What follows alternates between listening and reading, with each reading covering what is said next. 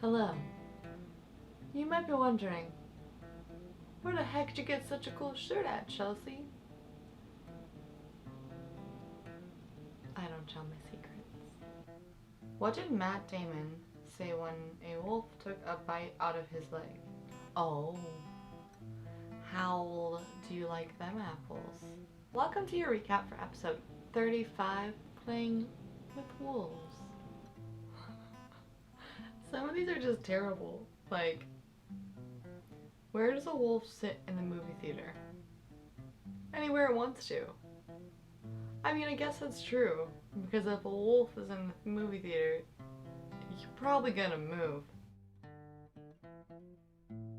After weeks abroad, the Jews finally were back home. Nameless, always on top of her priorities, immediately turned into a wolf pup to play with the real cubs. The rest of the crew stumbled upon an eerily familiar sight. A mural of a dark tower. One of St. Lolly's cobalt children, Picasso, had painted it from a dream. Of course, they only had a moment to rest before tying up their loose ends. Philip made a quick call to Thaddeus Brog, asking him to help think of ways to end the curse in Korhal. Brog may not trust the Jews, and for good reason, but he was a good man. After glancing around for Nameless and not recognizing her in her tiny wolf form, the party went to make their report.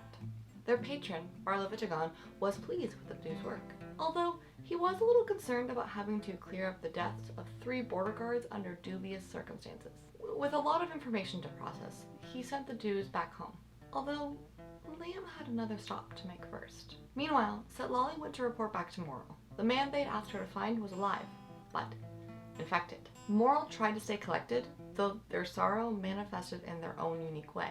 That cool exterior seemed to drop, however, the moment Setlali left the room. Liam arrived at Nerith's workshop with a heavy mind.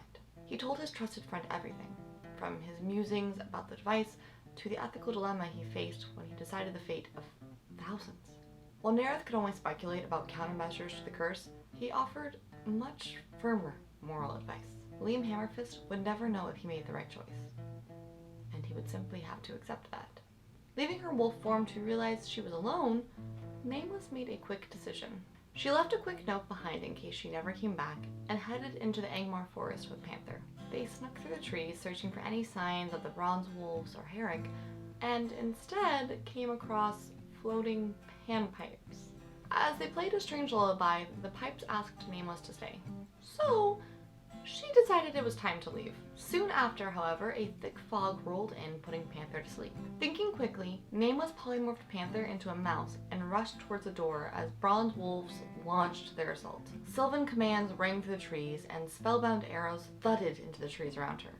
But Nameless stayed on her feet. Using her own magic to keep the pursuers at bay, she made it to the clearing with Panther in her pocket and found more bronze wolves waiting for her. With enemies between her and the exit and more coming from behind, Nameless was finally trapped. So, she slowly took the mouse out of her pocket and turned it back into Panther as she dropped a wall of fire on the bronze wolves in front of her.